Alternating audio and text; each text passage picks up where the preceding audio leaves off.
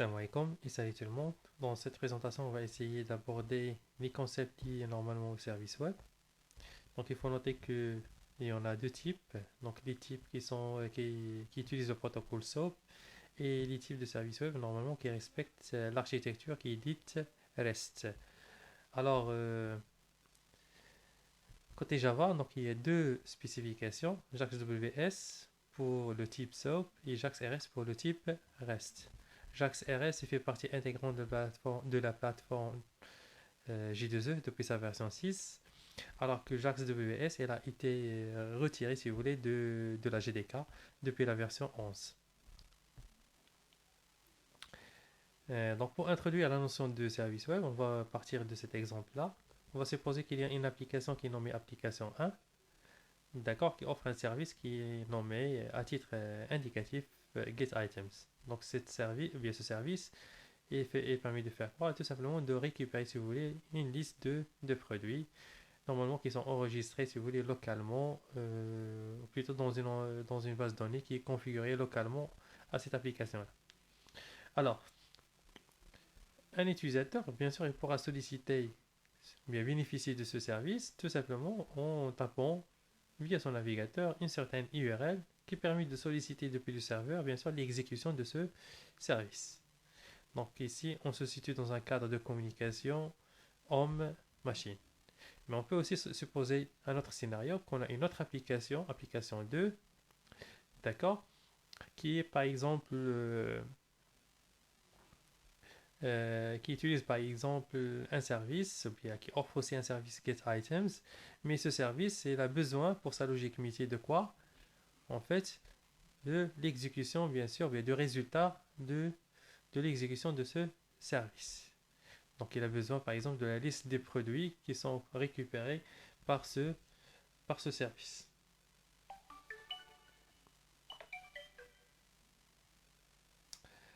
Alors ici, on se situe dans le cadre des communications non machine-homme, la homme-machine, mais dans un cadre de communication, si vous voulez, machine-machine. Parce que ici, on a une application qui sollicite, si vous voulez, l'exécution d'un service qui est offert par une autre application. Alors, on peut imaginer aussi que bien sûr, les applications ils sont hébergées sur des serveurs qui sont différents, voire aussi que possiblement aussi, donc les deux applications ils sont de nature, ils sont hétérogènes. Donc, pour pouvoir effectuer cette communication, en fait, il y avait deux solutions au passé, donc à savoir, si vous voulez, l'architecture Corba, la méthode des DECOM, etc. Donc il y avait des solutions qui ont été proposées au passé, mais en fait ils ont montré leurs limites, surtout en termes d'extension, bien d'extensibilité, et voir aussi en termes de quelques contraintes techniques. Si je prends Corba par exemple, il n'est pas adapté bien sûr aux firewalls, et donc une alternative à ces solutions, il y avait l'introduction de ce qu'on appelle les services web.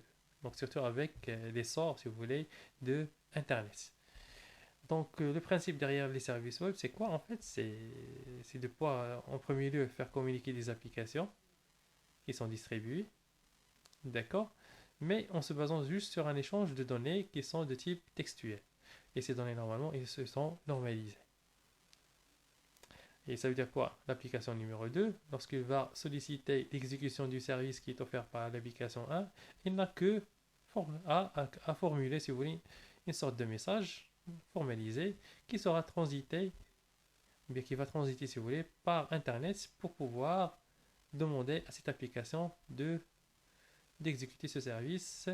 Et bien sûr, la même chose, cette application pourra répliquer, si vous voulez, par un autre message pour envoyer, bien sûr, la réponse vers le demandeur. Et comme j'ai dit, donc on se situe dans un cadre de communication normalement qui est de type machine-machine. Alors on pourra définir un service web comme étant tout simplement une application qui est appelable via Internet par une autre application et que ce soit cette application homogène ou bien hétérogène. homogène, ça veut dire les deux applications, ils sont, si vous voulez, hébergées sur la même plateforme, bien une plateforme pareille, et il est possible aussi qu'ils sont développés par le même langage. Et donc, hétérogène, ça veut dire le contraire. Donc, par exemple, une application Android qui veut communiquer avec une application J2E, ou bien une application iOS qui veut communiquer avec une application J2E, ou bien une application .NET qui veut communiquer avec une application PHP, etc. Et bien sûr, comme j'ai dit, le dialogue il s'effectue entre ces applications toujours à travers le réseau Internet. Alors, le principe de fonctionnement des services web est très simple. Comme j'ai dit, d'un côté on a un client et d'un autre côté on a un serveur. Le client on l'appelle le consommateur et le serveur on l'appelle bien sûr le fournisseur de services ou bien le producteur. Donc, un client qui sollicite bien sûr euh, un service qui est proposé par le serveur, donc il n'a que ce qu'il a à faire en fait, c'est de rédiger, si vous voulez, une sorte de requête dans un format qui est normalisé, bien standardisé. Et par la suite, il va essayer d'exploiter bien sûr le protocole réseau pour pouvoir transférer, si vous voulez, cette requête qui sera bien sûr analysée et traitée par le serveur pour pouvoir exécuter le service demandé. Et par la suite, la réponse sera aussi, si vous voulez, par le serveur. Il sera comment? Il sera rédigé dans un format qui est aussi normalisé. Comme je dis, ces messages requêtes vers réponse, en fait, ce sont des formats textuels. Il sera envoyé, bien sûr, via le même protocole vers les clients qui, à son tour, va essayer de décoder, si vous voulez, cette information pour retrouver la réponse utile. Donc ça, c'est en principe comment ça marche, bien sûr, les services web. Donc le principe est simple. On échange, si vous voulez, les données à travers le réseau pour pouvoir déclencher, si vous voulez, l'exécution d'un certain service et récupérer aussi des, des réponses.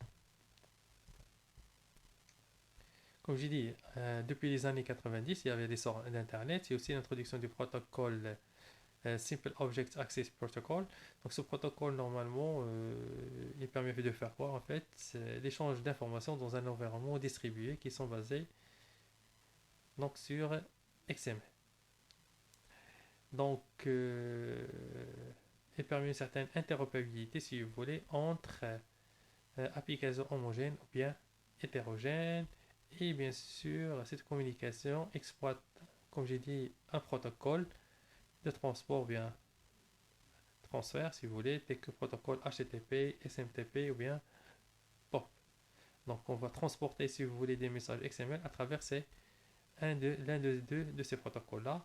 Et, et bien sûr, ce qui est le plus utilisé, c'est le protocole, bien sûr, HTTP. Donc, si je reviens ici, donc on va exploiter ça pour encoder en fait quoi?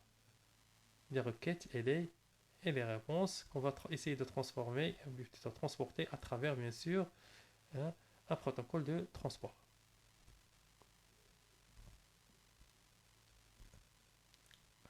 L'architecture des services web est la suivante. En fait, comme j'ai dit, d'un côté on a toujours un client, d'un autre on a un serveur. En premier lieu, le serveur il doit publier, si vous voulez, ses services de près, ce qu'on appelle un annuaire et du DRI. Donc, c'est une sorte d'annuaire, bien de base de données qui va stocker une information concernant les services web et aussi quels sont les serveurs qui s'en chargent, ou bien qui les proposent. Donc, un client normalement qui souhaite bien sûr bénéficier d'un service, il va envoyer une demande, si vous voulez, à cet annuaire qui à son tour va répondre au client par la localisation du service. D'accord? Sur quel serveur? Donc, une fois le client a conscience de la localisation, donc il peut par exemple contacter le serveur pour lui demander quoi? Ce qu'on appelle le contrat SOAP. Le contrat SOAP, c'est quoi en fait? C'est une sorte, si vous voulez, d'interface qui contient quoi? Qui contient la description, si vous voulez, du service qui est proposé par le serveur, qui est aussi demandé par le client. Donc, cette description, donc, il décrit quoi en fait? Il décrit tout simplement les méthodes avec leurs données d'entrée et aussi leurs données de sortie. Donc, le serveur peut par la suite répondre bien sûr au client avec ce contrat qui est en fait un fichier XML qui est nommé WSDL, WSDL pour Web Service Definition Language. Donc c'est un document XML qui sera bien sûr possédé si vous voulez par le client et par la suite le client donc une fois comme j'ai dit il prend possession du contrat donc il pourra connaître c'est quoi le service, c'est quoi les opérations offertes par ce service, etc. Donc il pourra par la suite interagir si vous voulez avec le serveur. Donc pour solliciter une opération, il pourra la rédiger comme j'ai dit en XML, d'accord, sous un format qui est propre bien sûr au protocole SOAP, d'accord, et il va l'envoyer en exploitant bien sûr un protocole de transport vers le serveur. Donc le serveur bien sûr donc, il peut facilement décoder bien sûr le message et exécuter le service sollicité et par la suite générer une réponse. Cette réponse est aussi, il sera quoi, encodée si vous voulez dans un fichier, dans un format XML et envoyé bien sûr par la suite au client qui à son tour va la décoder pour retrouver la réponse utile. Donc en général c'est ça comment ça marche les archives, plutôt les services web. On a ici un exemple plus concret si vous voulez. Donc on suppose qu'on a un serveur qui propose comme service une classe qui contient par exemple dans ce cas 3 méthodes. Hein? Donc get employee by ID par exemple, record note, etc. Register, etc. Donc le client, une fois il a pris possession si vous voulez du WSDL, il va connaître par exemple que le protocole de transport qui est demandé pour accéder à ce service est le protocole HTTP. Ceci d'une part. Il va connaître aussi que ce service il propose 3 méthodes. Voilà les données d'entrée et voilà les données sorties pour chaque méthode. Donc il va prendre conscience de la nature du service. Une fois cela réalisé, bien sûr, le client, comme je dis, il pourra interagir avec le serveur. Donc il pourra par exemple demander une opération et pour cela il doit faire quoi? Donc s'il détecte par exemple qu'il doit utiliser HTTP pour ce service, il va faire quoi? Donc il va envoyer si vous voulez une requête HTTP. Il va utiliser la méthode POST pour l'envoi de la requête. Pourquoi? Parce qu'on va se servir du corps de la requête HTTP pour envoyer le message encodé qui est en fait la requête SOAP. Donc c'est une requête XML. Si vous remarquez cette requête, elle demande quoi? Donc d'exécuter l'opération qui a ce nom-là, get employee by ID, et on va associer à cette opération une donnée, bien un message qui est la valeur 738. Parce que ici, comme j'ai dit, cette méthode, elle accepte comme donnée, d'accord, une chaîne de caractères qui est nommée dans ce cas à ID. Donc on va faire transporter ce message en utilisant le protocole HTTP vers le serveur qui à son tour va détecter, plutôt va décoder ce message-là pour pouvoir bien sûr exécuter ce service-là et retourner le résultat. Si le résultat à retourner par exemple est une personne, ou bien un employé, ou bien un employé qui a les données, donc qui est caractérisé par quoi? Par un ID, par un nom, normalement par une fonction et un salaire. Donc le serveur par la suite il va rédiger aussi, si vous voulez, une sorte de ce qu'on appelle aussi enveloppe SOAP, c'est une réponse SOAP qui sera envoyée bien sûr dans la réponse HTTP et donc il sera intégré au corps de la réponse HTTP. D'accord? Qui sera bien sûr envoyé vers le client qui à son tour il va essayer de bien sûr de décoder l'information, de la parser pour retrouver bien sûr l'information utile. Donc pour pouvoir par la suite reconstruire si vous voulez un objet de type employé. Avec, donc lorsqu'un jeu un objet, c'est une instance avec ces données. Voilà. Donc si je prends cet exemple-là, aussi un exemple concret si vous voulez. Donc on a ici, pour pouvoir par exemple exprimer si vous voulez une classe comme étant un web service, donc en utilisant JAX-WS, il suffit d'utiliser la notation @web service. Et si je vais publier si vous voulez cette classe-là comme étant un service, et ce service, en fait, je vais aussi le renommer avec ce nom-là, Perl WS. Donc ce service il propose deux méthodes, mais deux opérations, qui seront nommés create et une autre opération qui sera nommée person. Donc l'opération create, c'est permis de faire quoi? Par exemple, on lui passe deux données, l'âge et le nom, et permet de nous retourner quoi? Une instance, si vous voulez, de l'objet personne. De l'autre côté, on a une opération qui se nomme persons, qui permet de retourner quoi? Une liste en fait, de quoi? De personnes, de 3 personnes. Donc, une fois que je déploie, comme j'ai dit, ce service web au sein d'un serveur applicatif, automatiquement, donc il va générer, donc ce dernier va générer ce qu'on appelle le contrat WSDL qui permet de décrire ce service. Ce contrat, comme je dis, c'est un fichier XML qui contient pas mal d'éléments qui vont décrire tout simplement le service. Ces éléments, il y en a la définition, il y a les types, il y a les messages, les port types, le binding, et aussi il y a les opérations et les services. Donc en fait, on n'a pas besoin de connaître réellement le fichier WSDL parce qu'il sera généré par des outils spécifiques, par l'API JAX WS, etc. Et on pourra utiliser aussi du côté client ce qu'on appelle des stubs ou bien des proxys pour pouvoir récupérer ou bien interpréter ce WSDL et pouvoir aussi interagir avec le serveur. Donc réellement on n'a pas besoin de le connaître, sauf si on veut le paramétrer. Donc on veut agir sur son contenu. Donc le format du fichier WSDL, comme j'ai dit, contient la balise mère definition, qui à son tour il contient 5 balises essentielles, à savoir l'élément type, l'élément message, port type, binding et service. Type, ça permet de définir tout simplement les types de données.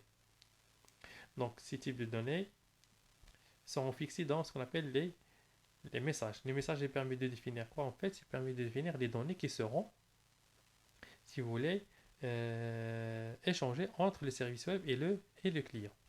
Donc,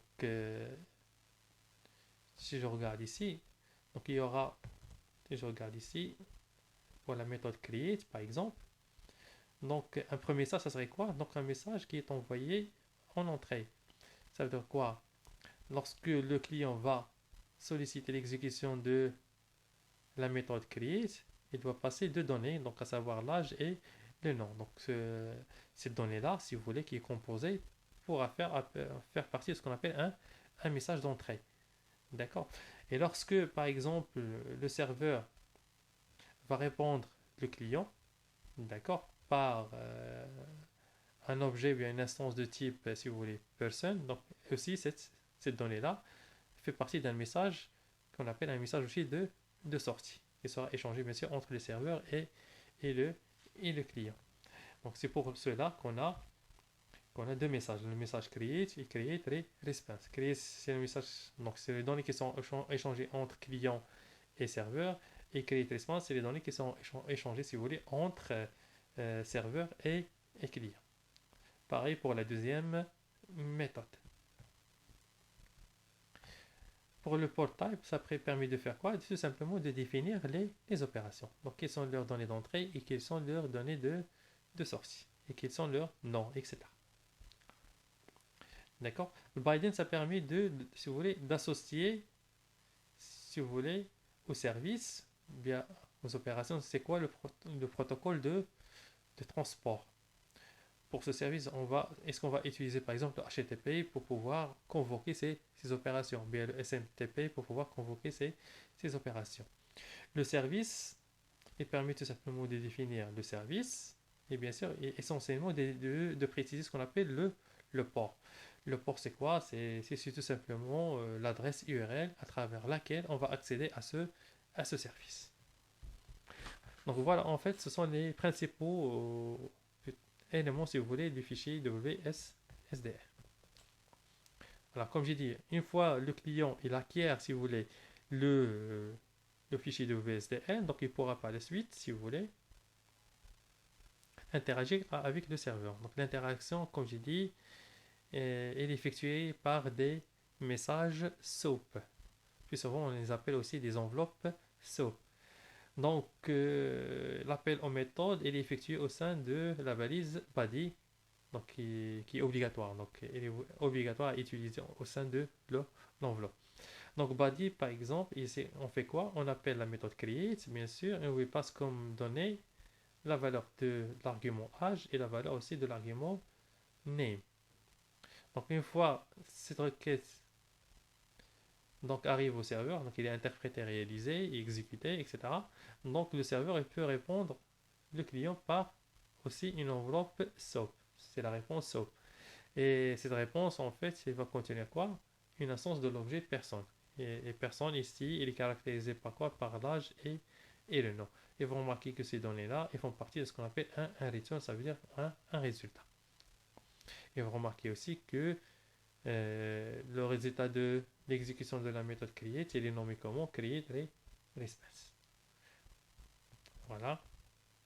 Pareil, lorsque je sollicite par exemple la méthode persons, elle permet de retourner, comme j'ai dit, trois personnes. Chaque personne est nommée, il est caractérisé par un âge, si vous voulez, et par un nom. Donc on aura trois éléments return. Et voilà.